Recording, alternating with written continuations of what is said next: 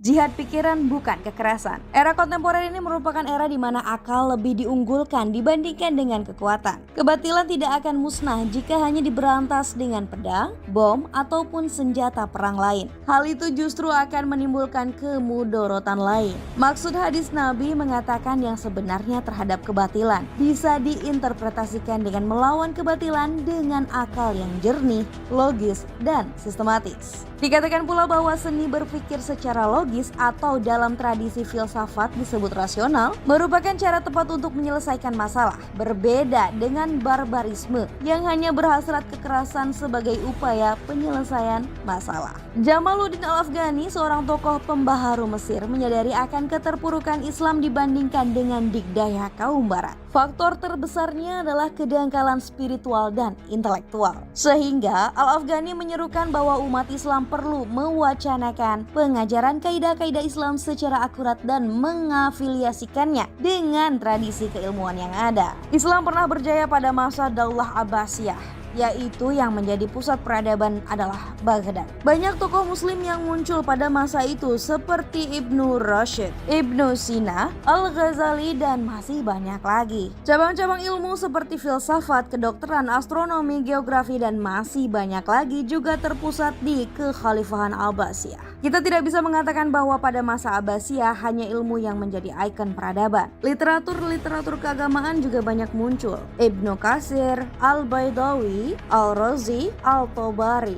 muncul dengan karya-karya tafsir Al-Quran mereka. Integrasi antara ilmu dan agama sudah menjadi perbincangan klasik, khususnya di Indonesia sendiri. Ilmu yang berdasarkan akal dan agama yang berdasarkan iman membutuhkan proses berpikir. Keduanya merupakan inti dari lubuk hati dan tidak bisa dipisahkan. Dengan demikian, iman yang kuat juga disisipi dengan ilmu yang kuat. Gerakan terorisme bisa kita katakan sebagai representasi dari golongan yang tidak memiliki kekuatan iman maupun ilmu. Kesalahan pertama, mereka mengartikan jihad sebagai upaya penegakan ajaran dengan mengandalkan kekuatan fisik. Kesalahan kedua, tidak ada rasa toleran dalam menyikapi perbedaan di sekelilingnya. Kesalahan ketiga, dan ini merupakan kesalahan terbesar, mereka enggan memanfaatkan kekuatan akal sebagai landasan keimanan mereka.